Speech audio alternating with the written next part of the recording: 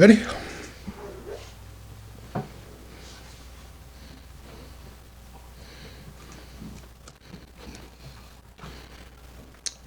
Love him like your father loves.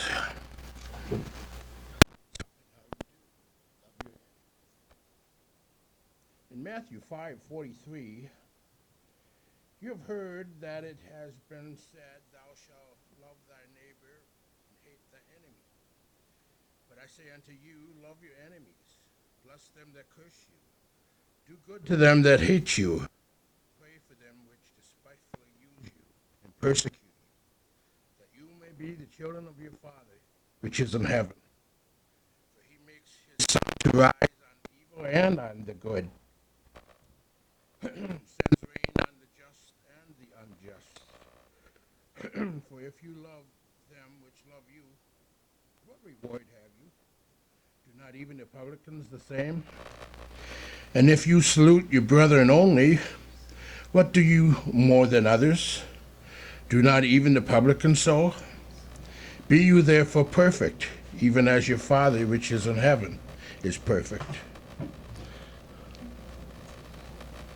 There's a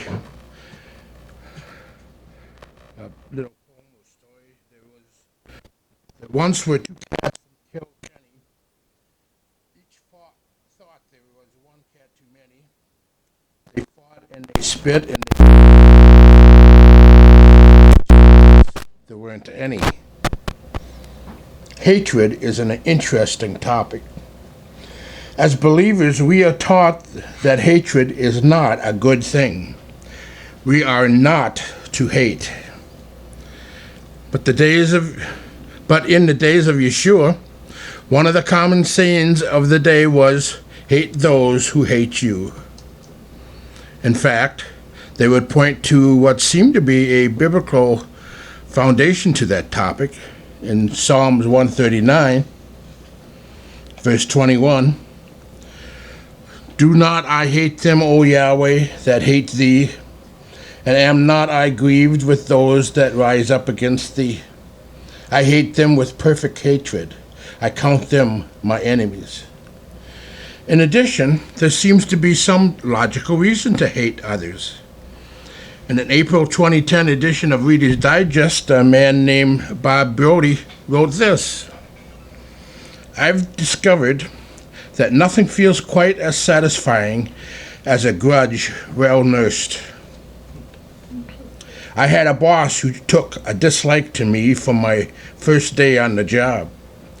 Even though she hired me, there were no complaints about my performance, but I later learned she lied to coworkers about me.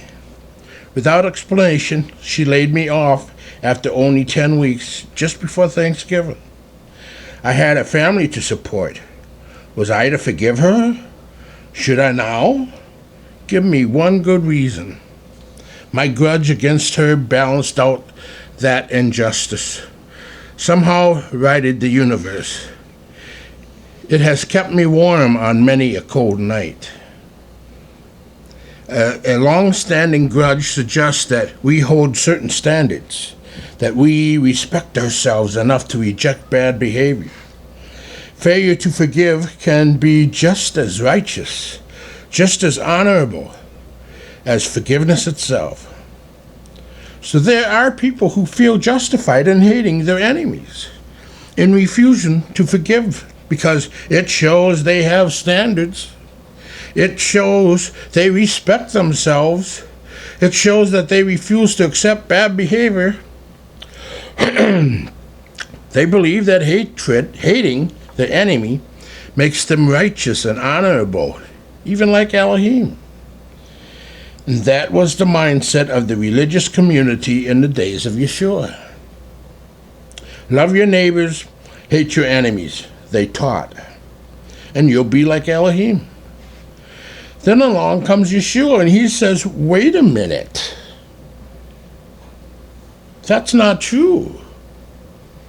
Yeshua said in Matthew 5:44, but I say unto you, love your enemies, bless them that curse you, do good to them that hate you, pray for them that which despitefully use you and persecute you. That doesn't make any sense. Why would I want to love my enemies? They're my enemies for a reason. They've hurt me. They lied about me. They betrayed me. If I could love them, they wouldn't be my enemies now, would they? But Yeshua says, love your enemies. Now, why would I want to do that? Well, someone listed 3 reasons why we should love our enemies.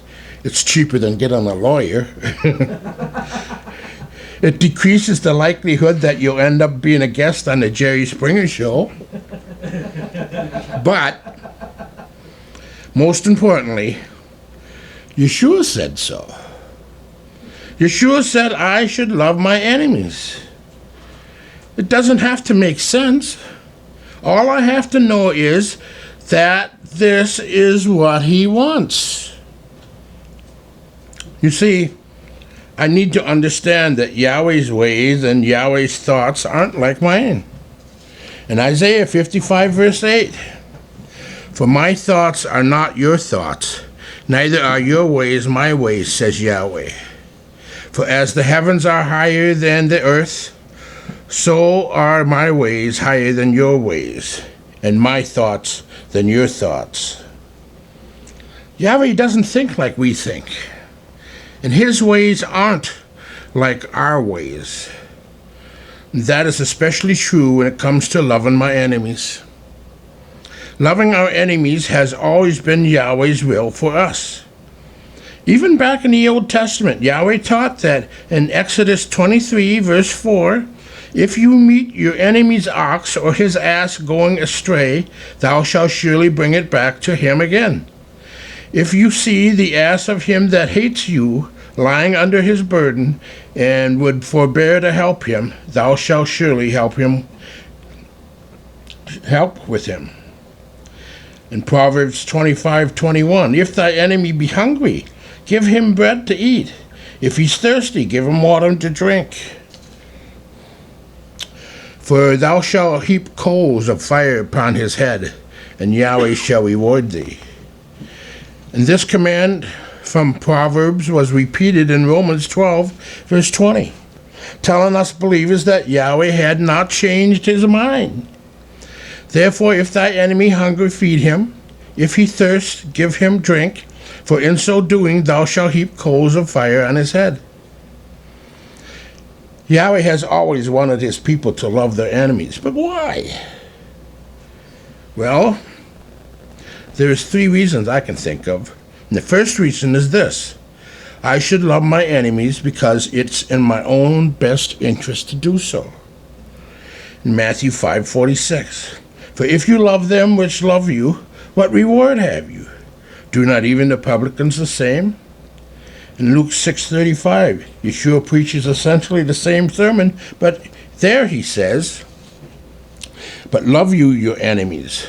Do good and lend, hoping for nothing again, and your reward shall be great, and you shall be the children of the highest, for he is kind unto the unthankful and to the evil.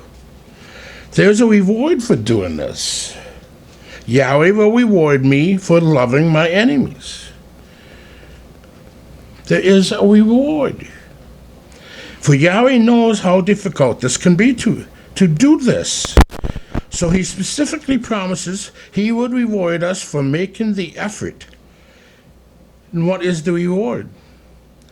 According to one resource, people who do not forgive the wrongs committed against them tend to have higher rates of divorce, experience more stress, have more depression, and suffer from more cardiovascular disease, strokes, and heart attacks. By contrast, as a group, people who forgive tend to suffer less from depression, have more friends and family to support them.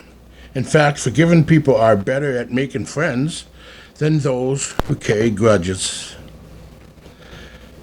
Now, the last makes sense because people who don't forgive, people who hold grudges and dwell on the wrongs done to them, don't make very pleasant companions. They're extremely unhappy people to be around. Forgiveness is good for you. You will be rewarded physically for loving your enemies. By contrast, according to one observer, hating your enemies is just a prolonged form of suicide. But wait, there's more to this reward than just physical benefits. In 2 Chronicles 16 verse 9 tells us that the eyes of Yahweh range throughout the earth to strengthen those whose hearts are fully committed to him. In 2 Chronicles 16 verse 9, for the eyes of Yahweh run to and fro throughout the whole earth to show himself strong in the behalf of them whose heart is perfect towards him. Herein thou hast done foolishly, therefore from henceforth thou shalt have wars. In other words, Yahweh is looking to reward you when you obey him in things like this. Yahweh is looking to strengthen you, to bless you, to actively work in your life to do good things for you, all because he knows how hard it is for us to do.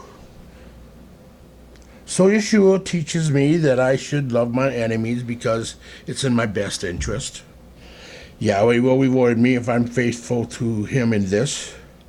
And secondly, Yeshua teaches me that if I love my enemies, I show that I am not like the pagans. In Matthew 5:47, and if you salute your brethren only, what do you more than others? Do not even the publicans so? Now let's think about this for a minute. The Bible teaches us that once we become believers, we belong to Yeshua. So if we belong to Yeshua, who does everyone else belong to? Satan. Now here's the deal. Before I became a believer, I used to belong to Satan. I used to be a soldier for him. I learned to live my life the way Satan would live. When I got mad as Satan would.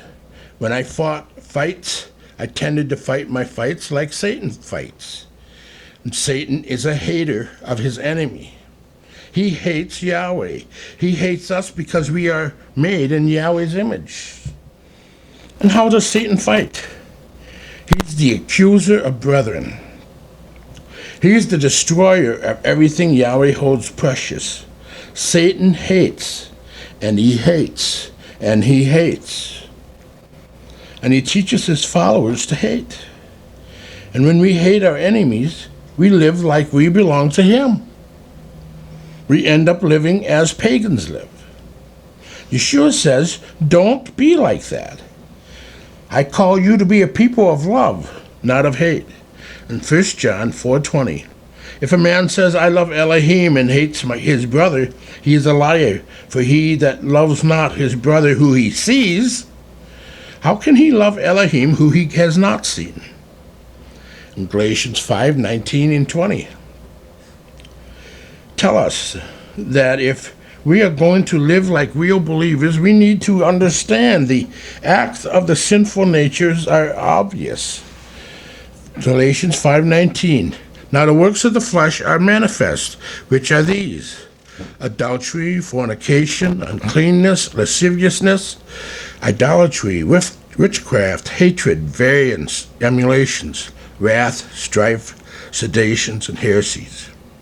As believers, we cannot allow ourselves the luxury of living in the pagan way. To allow myself the luxury of hating my enemies is to go back to my pagan roots. It's to go back to living the kind of life I lived before I came to Messiah. But we were called to live differently. We were called to live differently than the world does. We were called to be a light in a dark world, a city on a hilltop that draws people out of their darkness. So Yeshua says, don't do that. Love your enemies and pray for those who persecute you. Matthew 5:44. But I say unto you, love your enemies, bless them that curse you, do good to them that hate you, and pray for them which despitefully use you and persecute you. And that leads us to the third reason we should love our enemies. We should love our enemies because that proves It proves we are the children of the Most High Elohim. Matthew 5:45, Yeshua says, we should love our enemies so that you may be the sons of your Father in heaven. For he makes his sun to rise on the evil and the good. He sends rain on just and the unjust. You see, Yahweh loves his enemies. You didn't know? Did you know that? That Yahweh had enemies? Romans 5, verse 10. For if, when we were enemies, we were reconciled to Yahweh by the death of his Son, much more, being reconciled, we shall be saved by his life. Before you and I became believers, we were Yahweh's enemies. In fact, Ephesians 2, verse 3 tells us that at that time we were objects of wrath. Ephesians 2:3, among whom also we all had our conversation in time past in the lust of our flesh, fulfilling the desires of the flesh and of the mind, and were by nature the children of wrath, even as others. So we were Yahweh's enemies. We were objects of wrath. If Yahweh had not loved us, we would have all gone to the grave unsaved. But Yahweh so loved us that he gave his only begotten Son to die for us, even when we were his enemies. In fact, Yahweh cared so much for us that he never withheld even the most basic of blessings to us. Yeshua said, Yahweh causes his sun to rise on the evil and the good, and sends rain in the righteous and the unrighteous. Matthew 5:45. That you may be the children of your Father which is in heaven. For he makes his sun to shine on the evil and on the good, and sends rain on the just and the unjust. Now, if it was me, if I was Elohim, only the good and righteous would see sunshine and rain. The other guys would stand out in the cold desert for all I cared, and they would whistle at all the sun and the rain and all they wanted, but they wouldn't get any. But Yahweh is not like that, because 2 Peter tells us that he is patient with us, not wanting anyone to perish, but everyone to come to repentance. In 2 Peter 3, verse 9, the Lord is not slack concerning his promise, as some men count slackness, but is long-suffering to usward, not willing that any should perish, but that all should come to repentance. You see, people who want to hate their enemies want to play Elohim. They want to be celestial enforcers, powerful destroyers that can squash the evil that is their enemy with a mighty hand. They feel almost Elohim-like as they lay awake at night and consider the terrible ways which they could destroy those they hate. If only they had that power. They would want the power of Yahweh. But that isn't what Yahweh is like. Yahweh wants everyone to be saved. And if we're going to be like Yahweh, we need to realize that playing Elohim means that we need to forgive our enemies like Yahweh forgave us. In Ephesians 4:32, and be you kind one to another, tender-hearted, forgiving one another, even as Yahweh, for Messiah's sake, has forgiven you. A few years back, there was a powerful story of an African boy named Demir. He was a slave who had angered his Muslim master. So his owner took him out into the wilderness, nailed his feet and knees to a board, and left him there to die. Fortunately, someone found him and nursed him back to health. Demir later told the Voice of the Martyrs that he forgave the person who did this to him. Why? Because Jesus was nailed and forgave him. The young man knew what it was like to be like his father.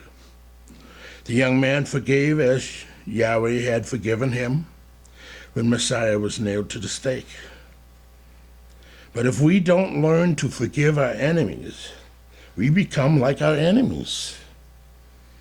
And we end up hurting our Yeshua, the Yeshua who died for us when we were his enemies. There's also a story of a Sunday school class, the teacher known for his elaborate object lessons, and that Sunday was no different. And on the wall was a big target, and on the nearby table were many darts. The teacher told his students to draw a picture of someone that they disliked or someone they had made them angry. And he allowed them to throw darts at the person's picture. And one of the girls drew a picture of another girl who had stolen her boyfriend. Someone drew a picture of his little brother. One even drew a picture of the teacher. The class lined up and began throwing darts, and everybody got into the fun. Some of the students threw their darts with such force that the targets were ripping apart. When everyone had their turn, the teacher began removing the pictures from the target, and then he took down the target. The whole room gasped as they saw that under the target was a picture of Yeshua. The teacher spoke with these simple words to close the class. Inasmuch as you have done it unto the least of these, my brethren, you have done it unto me.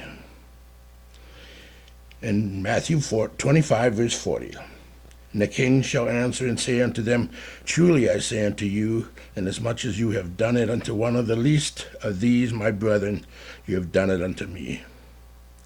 Now here's the deal. Loving your enemy can be tough. Even when your enemy is being fairly nice to you, it can still feel awkward. But many times, it can be a painful experience, filled with embarrassing feelings that can make the effort seem nearly impossible. Let me explain that forgiving your enemy is hard to do. I'm not telling you something you don't know. Enemies are enemies because they've hurt us, sometimes in terrible and unspeakable ways. Yahweh knows that, and he knows how deeply our pain can get.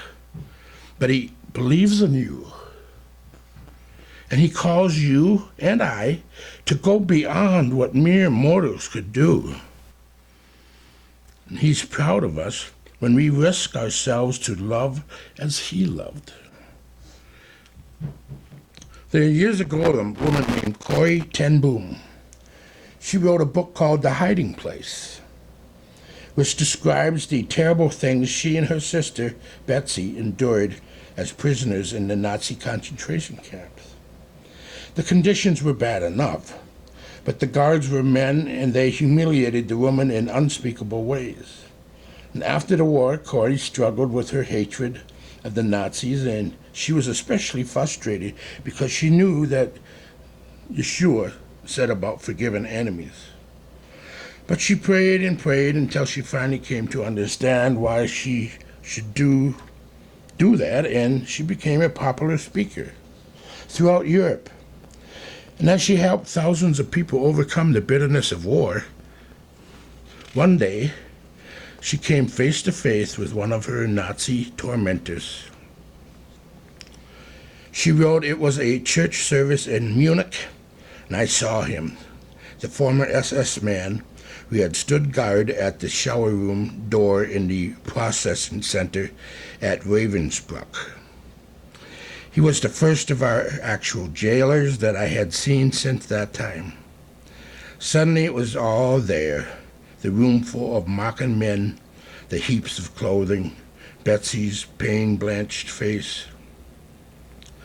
He came up to me at the church was emptying, beaming and bowing. How grateful I am for your message, Fraulein, he said. To think that, as you say, he has washed my sins away. His hand was thrust out to shake mine, and I, who had preached so often to the people in Bloemendaal The need to forgive kept my hand at my side. Even as the angry, vengeful thoughts boiled through me, I saw the sin of them. Yeshua Messiah had died for this man. Was I going to ask for more? She prayed, Lord, forgive me and help me to forgive him. I tried to smile. I struggled to raise my hand. I could not. I felt nothing. Not the slightest spark of warmth or charity. And so again I breathed a silent prayer. I cannot forgive. Give me your forgiveness. She managed to lift her hand and take his, she wrote. And as I took his hand, the most incredible thing happened. From my shoulder along my arm and through my hand, a current seemed to pass from me to him, while into my heart sprang a love for this stranger that almost overwhelmed me. And so I discovered that it is not on our forgiveness any more than on our goodness that the world healing hinges, but on him. When he tells us to love our enemies, he gives, along with the command, the love itself. This is Yahweh's promise to us. If we seek to honor him in loving our enemies, he will supply what is needed. It will still be difficult, but Yahweh will show you how to make your way through the pain and struggle of your effort, to give you the power to do what needs to be done, to heal that which is hurt and fix that which is broken. But in order for you to have this power to love your enemies, you must receive Yahweh's love first. You must belong to him to be able